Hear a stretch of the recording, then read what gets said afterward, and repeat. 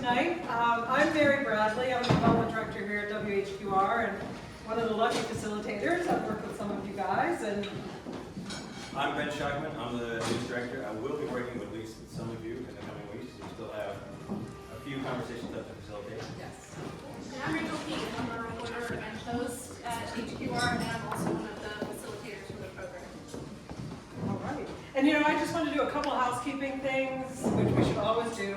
If you need the restroom, it's down that hallway on your left. And if you need to refresh your drinks or something during the program, go for it. And your food. Then, Ben, you want to take it away? Yeah, so we want to start you with a look at one small step across the nation. Don't worry if you do not see yourselves in these videos. These are taken from our fellow One Small Step partners all across the country. You will see yourself there. we can fast forward real quick. But this will give you a taste of what this program looks like all around the United States.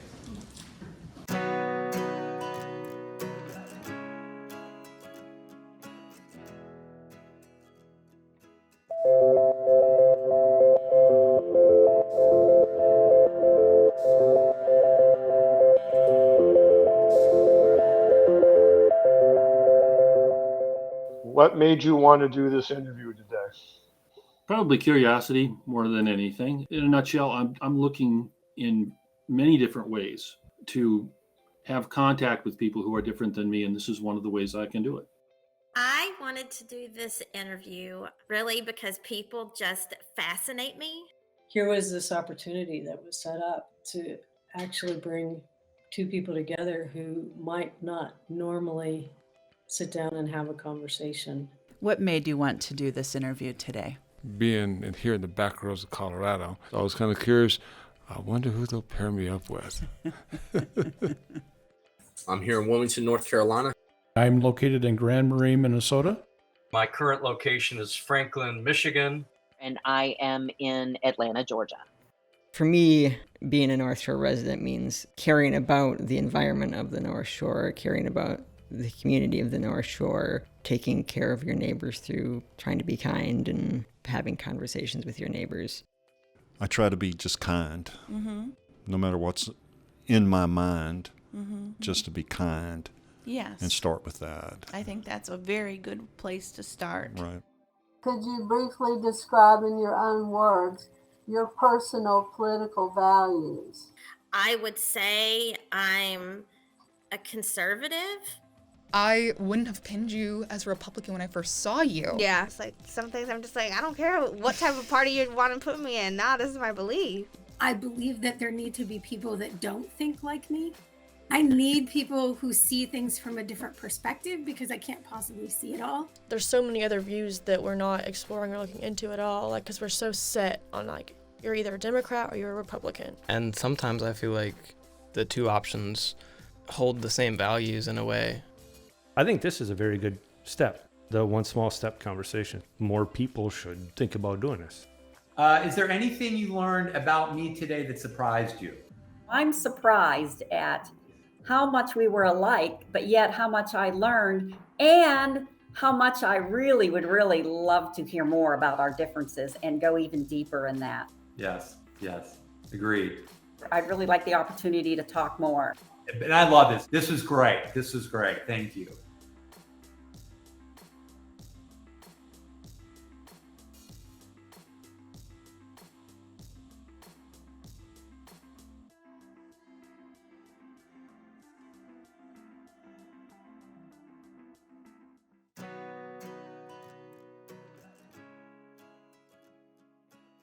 The last few years I've found very hard personally because I just have found too many people who just are not listening. They're just saying things.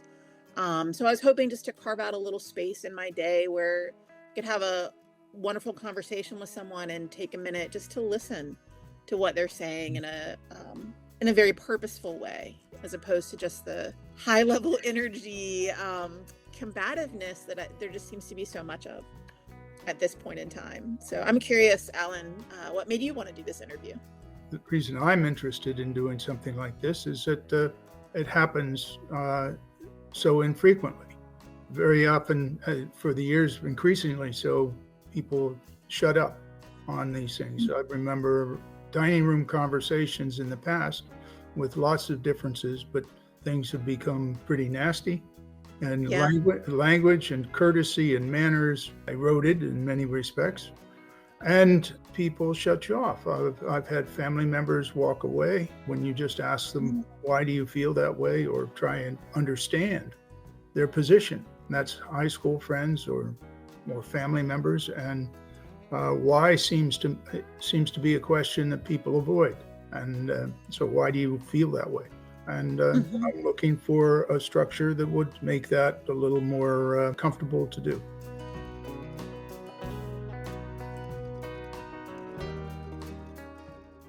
And well, I'm sure, I know you were saying earlier that you like to do this, but you've got to just about do this every day, or had to have done it every day, teaching law. Indeed. But what I had to do, you're absolutely right, I do. I walk a fine line, Matt. I tried very hard not to let my political and strong environmental feelings, because it can turn people off, and then they don't hear you about why those laws are so important. So I have walked that line, and I'll be honest, I'm really sick of it. I'm actually so ready to retire. I'm 63. I got 3 more years to go. And because I just want to jump up and down and say, of course these laws are important. Why do I have to convince you of that? They're really important. Look at what's happening. But I can't do that. Because there's still enough people who think they're just a hoop to jump through. They think they're not really doing anything, and there's no good purpose for them.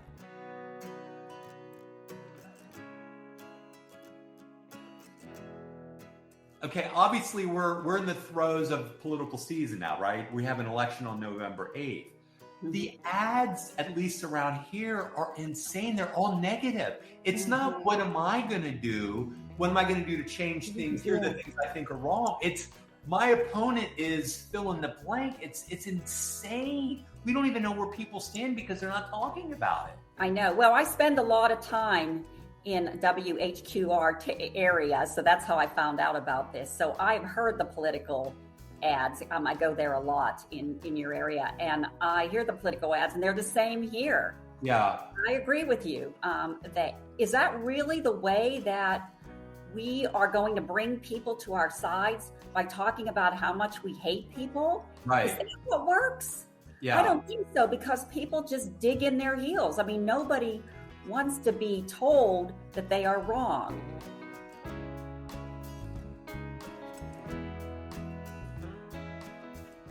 Kamani, do you ever feel misunderstood by people with different beliefs than you? Yeah. I can say that I've probably done this, and I feel like other people do it to me. But you're so sold on your own belief that it's hard to hear what people are saying. It's hard to want to be curious. Why do you feel that way? Where did that come from? And I like to be right, as most people do. So I'm also always trying to give advice or reframe and try and convince people. And that's not healthy for either of us. For them, because people are allowed to believe what they want to believe so long as they are not harming anyone else.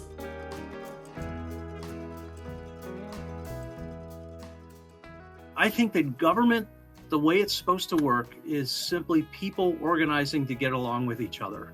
I think at its best, that's all we're trying to do, right? But the problem is that requires transparency and it requires trust. And frankly, we don't know and trust each other enough to deal with the issues that are before us. And so that's why I think it's important that we're having these kind of conversations. And we so easily fall into the trap of either or. And with those hot button issues, people are afraid that if I compromise an inch, the other side, whatever the other side is, will take a mile. That's what I hear.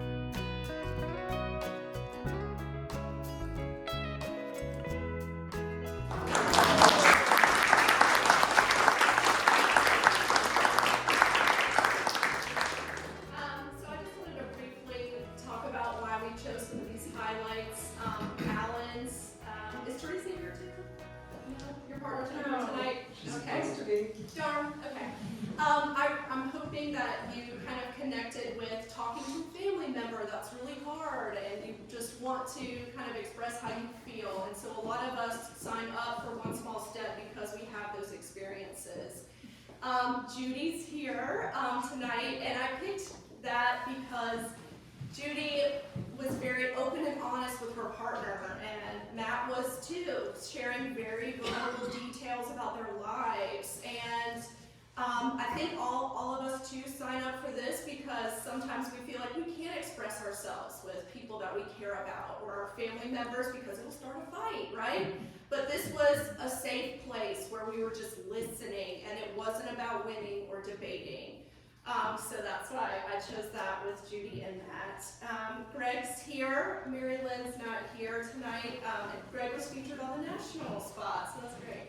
And Mary Lynn lives in Asheville, and she comes to vacation, and she has vacation home at Topsail. So she's here a lot. But they had a great connection with each other, just about trying to come to the middle, trying to hear each other. They really bonded. I'm assuming some of you were, had thoughts about political ads. So they really bonded over that. And I feel that when Ben and I talk to people, they also share that frustration about what are they standing for? Can you tell us? So that's why we're here too. And I want to thank Bob. He's here tonight, and his partner, Kamani, is not here tonight, but I thought it was really special that she has come to the point of view that people get to have their values, they get to have their opinions, and it's not, necessarily your job to change someone, and just to kind of hear them out and be curious about it. And then we have Aaron, he's here tonight, and his partner was Ellen, and they were wonderful, and they really got to know each other, and it was my first conversation, so that was a great conversation to start off with, and it was one of the spots that we played on our local airways. But it was really important that I picked that because people talk about trust, and maybe that's why we're here, is because we want to build trust with one another and our institutions. So these conversations have been very special to us. A lot of people go into them, and we'll hear from some of the participants not knowing what to expect. But again, it's just a nice conversation to get to know one another and just to hear people and listen, and not necessarily I'm here to win, I'm here to listen. So thank you all for coming out tonight, and thank you so much for sharing your stories with us. So thank you. Yeah.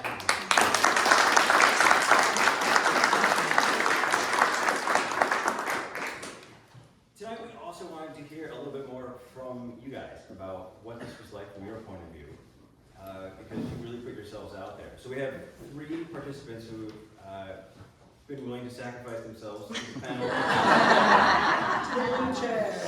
These are very nice chairs. So we have Happy Avellino, Judy Kurtzman, and Greg Snell. Thank you guys. Give these guys a round of applause.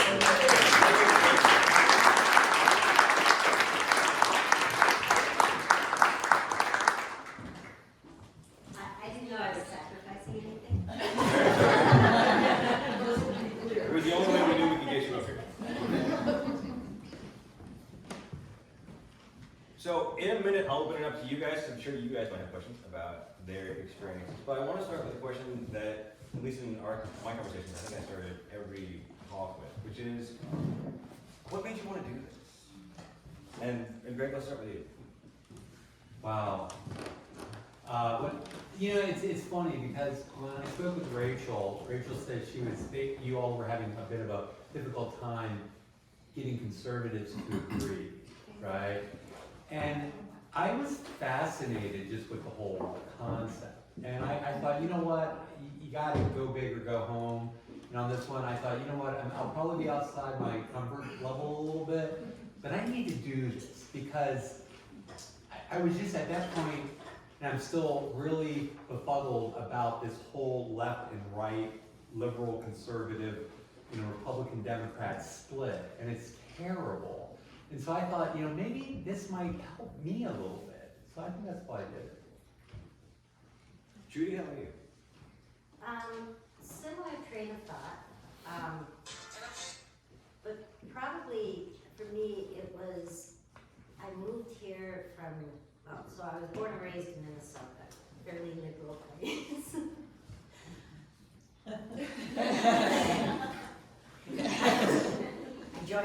Discord. I went to West Africa and lived for 2 years. and then we came back and we moved to Utah, where 90% of the people in my community were members of the Latter-day Saints Church. They're very conservative, and we lived there for 26 years. And 3 years ago, we moved here, and I was expecting, I don't know what, I moved to the South. So I was expecting, and I've had to come to the conclusion, it is not as conservative as Utah is, but it's still conservative here. And my neighbors, I have become friends with all of them, but we don't talk politics because there's two of us that think alike and the rest don't. But I really became friends with them. I really care about them. So much like you were thinking, it's like, yeah, they're Republicans. So my parents were Republicans, but they're different Republicans. So I was like, well, here I am in Wilmington. I get this opportunity to actually explore this where I can talk to somebody and I don't have to walk that fine line and be careful. We can just talk to each other, and I love that opportunity. Abby, how about you? So I was in the military. I grew up in California, San Francisco, Marin County, very liberal place. Okay, 18 years old, I joined the military, did 20 years in that. Very conservative place, okay, especially with the combat MOSs and jobs and stuff, so it was just kind of like, if you work.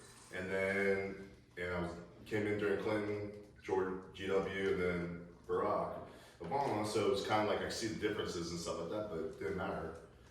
So it wasn't until after that, until we moved here, that I actually voted for the first time. Okay? Didn't matter to me. I was like, whoever's talking about paycheck, that's all I care about. But it was basically one of those things where, and I never took an interest in local politics because I was never in a place long enough to actually stick around, and I didn't want to, I believe I wasn't informed, I was going to actually change the disruption in the community. Because I thought that would be very ignorant of me in that sense. So being here in North Carolina, it was one of those things. And then, like you, Greg, the far left and far right to me is just asinine. Okay? Like, just in the sense that, how can this country be so split by two parties that are so far left and right of each other, but yet there's got to be people in the middle. And who are those people? And I wanted to find those. And then, so I was being from California, I was always labeled as liberal. Being in the military, I was always labeled as conservative. So it was kind of like one of those things, like, no, I'm not either. So I don't talk politics with anybody. Me and my wife just started talking politics after the last election, actually, in the sense that she always came up from this side, came out from this side. It was like, we get in arguments, and we're like, well, we're actually talking the same thing. So it was one of those weird things. So I just wanted this opportunity to, like, let's just see what this is all about. Because it's actually fun to talk politics. So. That's great. I have backup questions in case, but I'd love to hear from some of you guys what you'd like to ask our panelists. What surprised you about the conversations you had? Could you repeat that question? What surprised you about the conversations you had? Well, I just was talking to my table mates here about it. For me, so I probably, this will come as a surprise, I was the liberal one. And so we got to the issue of abortion. And Matt said he was against abortion. And then we started talking more, and I made a comment, something like, all abortion? And he goes, well, no, it's fine up to 20 weeks. That's huge. And well, I know, I stopped and I went, well, wait a minute, that's more liberal than I am. You're not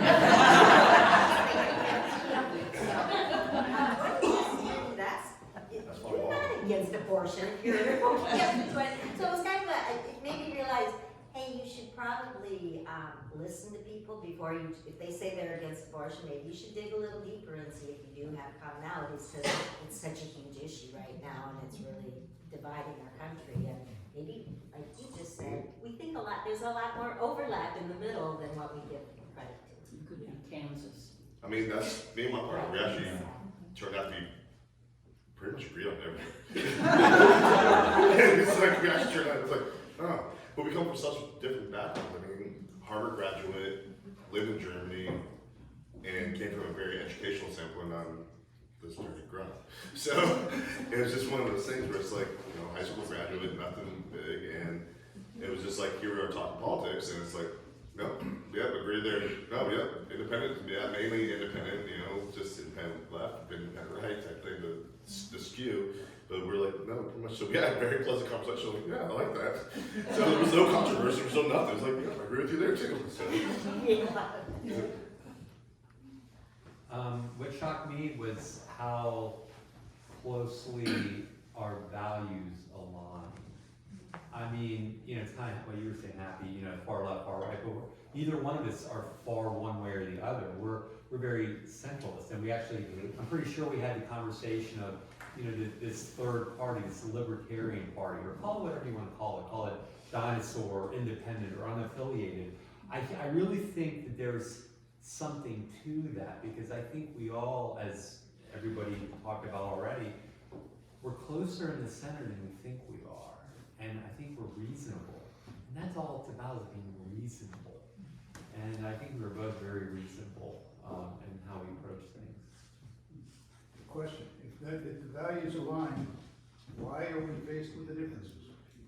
Why is it so confusing? I think it's the media. It's the media. I think I'm asking the panel. I have my own opinions. I think it's the media in the sense that. The questions when Yeah, I'm the sorry, question, somebody's getting the question if you didn't hear the back Yes. is, if we have so much in common, why is there all this divisiveness? Is that good paraphrase? Closer. I mean, I forget the song, but it was basically like, you know, dirty laundry, which is basically the media just exposes dirty laundry just because that's what sells the ratings. And unless you're chasing ratings, you're not going to get money. If you're not getting money, you're not getting sponsorship. So that's why WHQR, NPR stations like this are always doing fundraisers, because they're unbiased. They give the facts of what they are, okay, and the educated people like listen there, but it's not shock and awe. I mean, that's what it gets at night. I guess I would blame ourselves a little bit more. I agree with you about the media, and it does have to do with money and ratings, but it's our responsibility to take that information and see what's true and what's not true. And it's our responsibility to listen to more than one media input. So, I remember Rush Limbaugh, rest his soul. A friend of mine, I got into her car and she was listening to him. And I would look at her and go, "What are you doing, Lisa?" And she goes, "I'm listening to my enemy. I need to know what my enemy is thinking." I don't want to think of people as my enemy. I don't think of Rush Limbaugh. I don't even know him. How can he be my enemy? I don't like what he says, but that's such a harsh look at things. But, now I never did manage to listen to Rush Limbaugh. Apologize if I'm hurting anyone's feelings. I don't know. But I do turn on Fox News occasionally, or if I walk into an office and it's playing there, I'll watch it. And yeah, I'll disagree with a lot of what they say, but it's you know, mentioning NPR, I wouldn't say they are completely unbiased, and I again don't mean that. It's a safe space. Yes. It's what we choose to it's what they choose to cover, right? That's where part of the bias comes in. And there's things that I've read about or heard about from other places, and NPR doesn't cover it. And it's usually something that would make liberals look pretty bad. So I'm not putting anything down, but that's, I think, reality. So I think it's important to just listen to other perspectives and absorb them. You don't have to agree with them, and you don't have to view it as your enemy. But it is good. That's my thought. Yeah, and I mean, I agree with everything they're saying. I think it's the media that they're trying to pay the bills, but if the folks on the far left and the far right, if they weren't buying into this and listening, the ads wouldn't be selling. I think it's that. I think it's social media too. I'm no longer on, well, me with my wife, on Facebook and these others, because people are just spewing this hate, this negativity. And it's because it's so easy to do it on a keyboard, nobody's watching you, but to have a conversation and talk from the heart and try to be kind, it's so easy to, on your keyboard, just to spew every hateful thing you can think about. It's terrible. It's terrible. And just, you're talking about media bias or whatever, there are a couple entities out there that rate all the news agencies, are they left, are they right, are they center. Highly recommend looking at that. It's very interesting. They update it too. They update it every couple Yeah. of years because some people slip. Exactly. And I tell you, I can't listen to Fox or CNN because both sides piss me off more than anything. I think we got time for one more. Can we ask Alan what his thought was? Because he said, I have my own thoughts. Sure, why not? Well, I have a couple of thoughts, but one, I put it in the context of what I think all of you said, the word listening. I agree with listening, but I don't think that's enough. Because if you listen and don't understand, and don't analyze, and don't understand how the words all fit together, and that goes back to school kinds of issues, but we get data thrown at us all the time, but it has to be put together into context and into sequence in order to understand. You got formulas, you got hypotheses, you have conclusions, you have a number of things that lead to a cohesive argument as to what your position is, and an understanding as to why things are, or could be, or whatever context you want to put it in. And without having, you have to do more than listening, and there I move from media to issues in the educational system which drive the even ends. And that's, We'll do another dinner for those. This is such an important issue. Last question. Thank you. So having gone through this experience, how do you think you'll carry yourselves forward?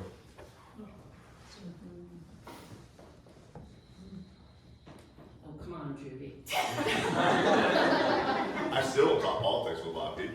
I mean, honestly, it's just, I'd be interested in doing something like this again. I'd be interested in finding a neutral political discussion arena where you're able to actually open yourself up and actually to do this in like a wider setting that's not so formal, you know what I mean?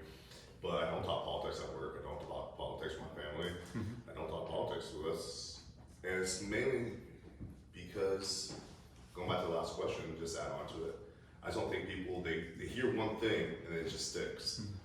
And they're not willing to change their mind or even open their mind up to even a skew of something else, like, what about this? Just ask that follow-on question. So, I don't know, I think, I would like to talk more, but just find the right arena, which really, I don't know if it exists in a lot of ways. Yeah, well, I kind of feel the way you do. I've been really, really careful about talking politics to people.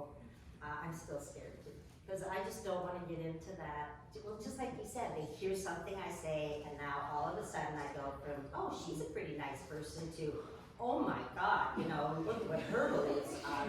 And then the attitude has changed. But on the other hand, like I said, I am really sick and tired of trying to walk that fine line.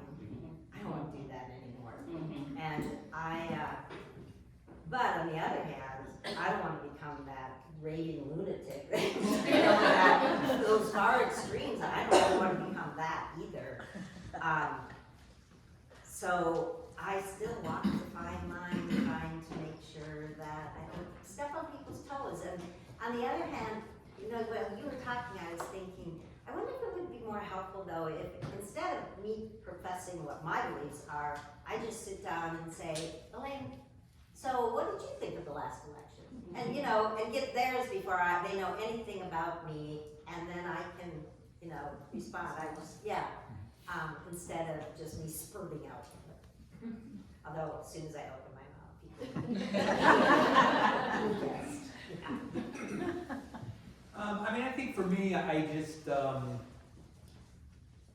try not to talk politics, but I think I'm maybe a little bit more open to it. And the reason I don't talk politics is I've gotten burned a couple times with it, where folks who I thought were my friends And I was a very, I brought up a very simple topic or a very neutral topic, and because I wasn't far to the left or as far as they were like, we're no more friends. It's like, oh my God, this is crazy. But I do have hope for humanity. I think we can have a conversation. Round of applause.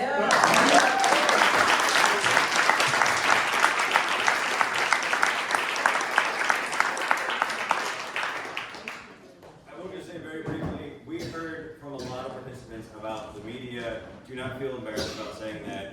People in the media need to hear that.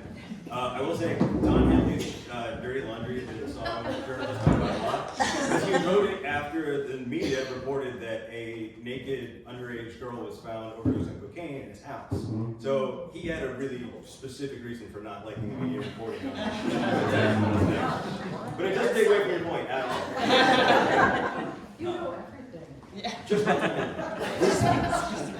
all right, so now I want to give you guys a chance to talk to our facilitators, specifically Mary and Rachel. And I will start you off. I have these pre-written questions, so I'm not going. You took one of my questions, that was good. Mary, I want to start with you, because this is a little, inside baseball. But how did this all get started? Well, before I even do that, I just wanted to mention too, a lot of the folks I've spoken to are in this room, and I want to thank you personally. I mean, I really enjoyed facilitating conversations and can't wait to do more. And realize that we would have loved to put you all up there, but some of you, we don't even have your audio yet. It's a big process, but I'll tell you a little bit about that right now. We started this, are some of you familiar with StoryCorps, the storytelling program? It's it's a national program out of New York. And we at WHQR have been lucky enough to have them come to our city 2 times in the past 10 years. So I think they kind of liked us, and they were kind of our friends. So when they started opening this program again to move around in person, they invited us to apply. So it didn't give us a leg up, but we applied and we wrote an application, and then we were so thrilled that out of, I don't know how many, we were one of 6 chosen to receive this grant. So, yeah.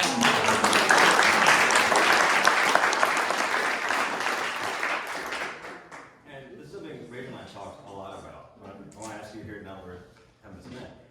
As a journalist, what was this like? Has it changed how you think about your job? Yes.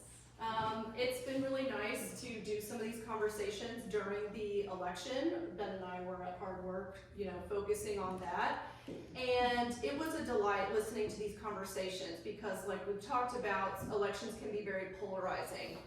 But hearing these 2 people from opposite sides of the spectrum, or maybe both moderates, it was kind of a breath of fresh air to hear people connecting. And like you all were saying, a lot of the times the extremes get the microphone, but here we are, ordinary people talking about your lives, and it was like, okay, we're okay. It's okay. So it was great, and I could hear the nuances in people's arguments. It's not black and white like we hear a lot of times in sound bites, and yes, we have to do some sound bites, but people are not black and white. They are very nuanced, and they share a lot of commonalities, but they do, obviously, we know, we're different too. But this was such a great space to be respectful. Like, it's not, the ground rules are not about winning or losing. It's about being curious. And actually, that's a good lesson for me as a journalist, because I have to be, obviously, I take it very seriously being unbiased. So if I hear something, I'm like, well, why do you think that? Okay, I'm gonna write that down. This is what they think. And that was really special. And that was just re-emphasizing my job, is to be curious about where people are coming from and why they think the way they do. So thank you for that. All right, I'll open up to you guys for questions. Yes, sir. Just a comment. When Judy mentioned the enemy, I think WHQR's finest. I've had 2 glasses of wine, so I'm trying to pull up a name. Rachel did a program with, I think it was on Zoom, Arthur Brooke, Love the Enemy. Yeah, Rachel Lewis-Hilburn on Coastline. Yes. It was such a great program, great. and if you haven't read the book, I would highly recommend it. The library has it. I even bought a copy and sent it to my brother. He probably doesn't know who sent it to him, but it really is a good book, and it just teaches you how to, people from totally opposite sides finally started to have a conversation.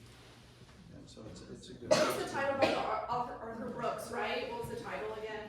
I think Love the Enemy or Love Your Enemy. Yes, Love Your Enemy. That's right. Which people are familiar with. Yeah.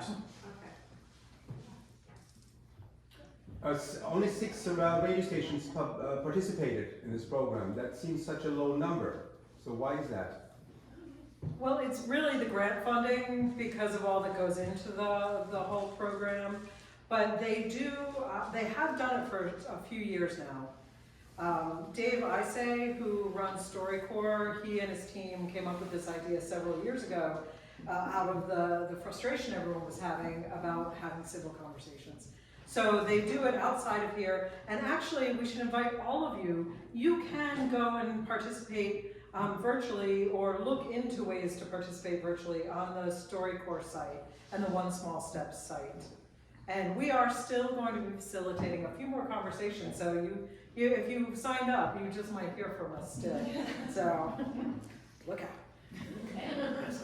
I'm curious, how many applicants did you actually receive, and how, and you chose X number of those? And we received 200 applicants for 25 interviews. So, yeah. We were blown away, kind of. And there's no competition with the other 6. There was totally competition. There was totally competition. They were so impressed. We wiped the floor with Detroit. That was the big one. That was we the big could one. beat Detroit. Yeah. And they double dip, they have Canada too. So this is probably going to be a very difficult question to answer, but you did this really cool thing, right, involving a relatively small sample group, if you will. So how do you turn this really cool thing where there was a lot of learning into a larger thing where people can start changing the way they think and operate? Do you know what I mean? Yeah. How do you do that? We had a lot of conversations about this, to be honest. And you're right, this is a hard one. How do you scale this? This took not just the 3 people up here, but we have a team at StoryCorps who were managing the back end, there's logistics, and there's a lot. And how do you build that up? And I think maybe unsatisfying answer, but it is one small step. It is a place to start. And the hope is that, if we had 50 people who took part in this and came away a little less suspicious, a little more open, then maybe they will rub off on their friends and neighbors, and maybe not that one at Thanksgiving, but in general, right? We're hoping for a little bit of a chain reaction. That's the best I can do. And true, I mean, it's smaller in scale, but Bill Denome, who's here from the university, they want to start doing something like this at UNCW. So there are steps, there are things that might be happening out there. Yeah, I mean, a New Year's coming up, we could all brainstorm. We really like the results of this because we are seeing that people are coming together through these conversations. So being creative about how we could potentially create this in the new year, maybe it's something different.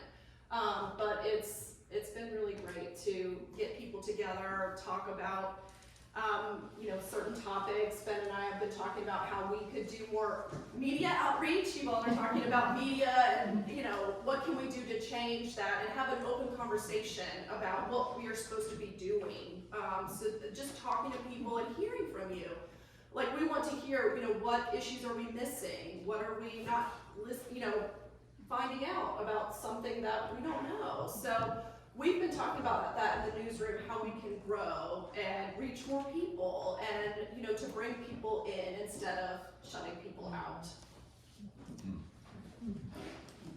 A good question. I don't really have a question. May I? All right. So I think there's a strong bias at WHQR, and it's towards the middle.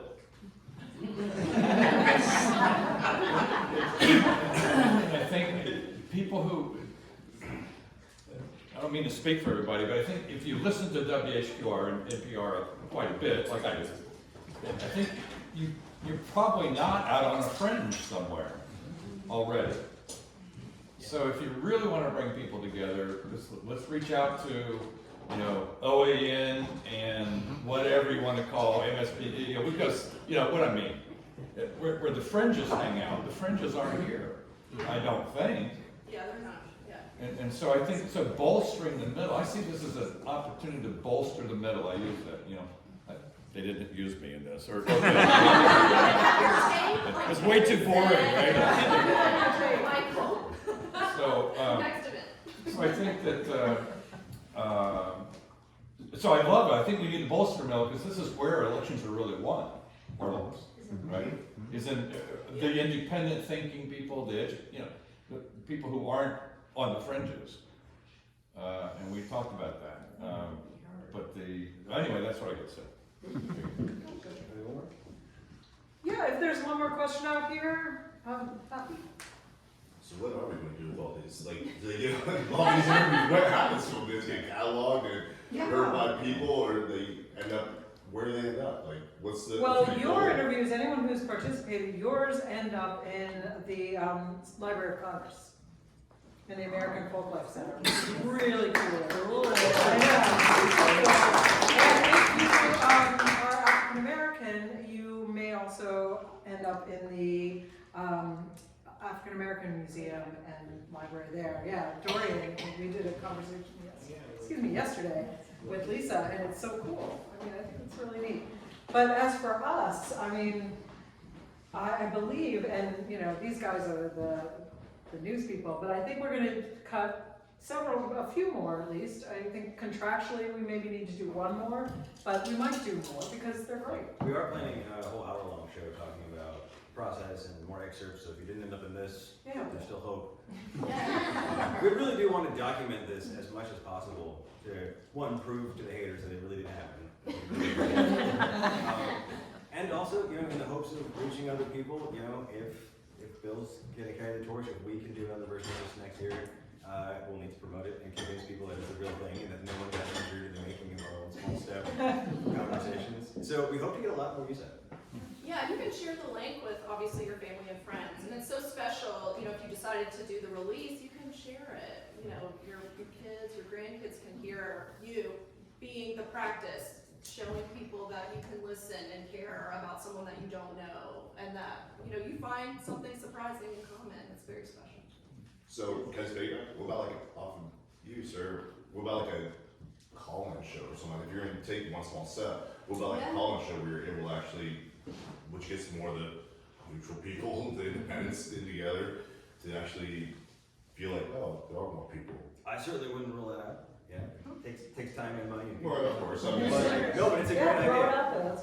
Yeah, Coastline used to be a call-in show, and I used to answer the phones. I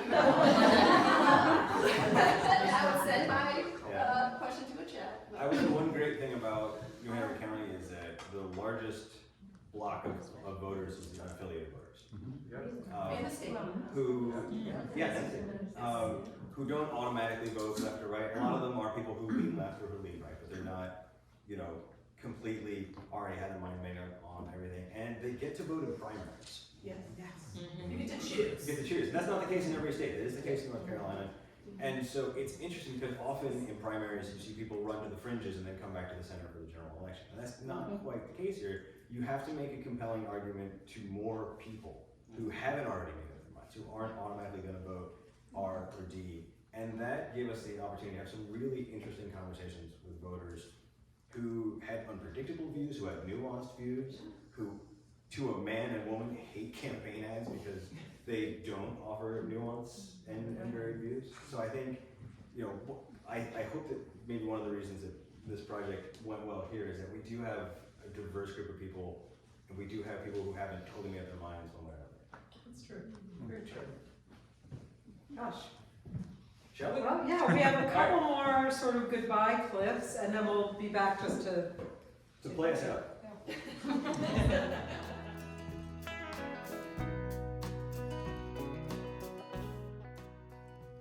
Oh, of course. I mean, just the fact that you came to the table, sir. The fact that you weren't rude about it. There's nothing worse than trying to come out of your shell and try and speak to someone and then them close you down and be like, oh, you're closed-minded or you don't know what you're talking about, instead of just at least hearing you out. And I truly do appreciate that, sir. And thank you for your service as well. Yeah, I appreciate that too. Will we be doing this again, Ben, or? I feel like we were just starting to get into like some of the good stuff. I'll tell you what. You guys see how you feel about it when this one's over, and if you want to do it again, I'll facilitate another one. I'll be happy to. All right, I enjoyed the conversation, Chris. Yes, sir. I would definitely look forward to that again, sir. Yeah. All right, we'll tee it up again.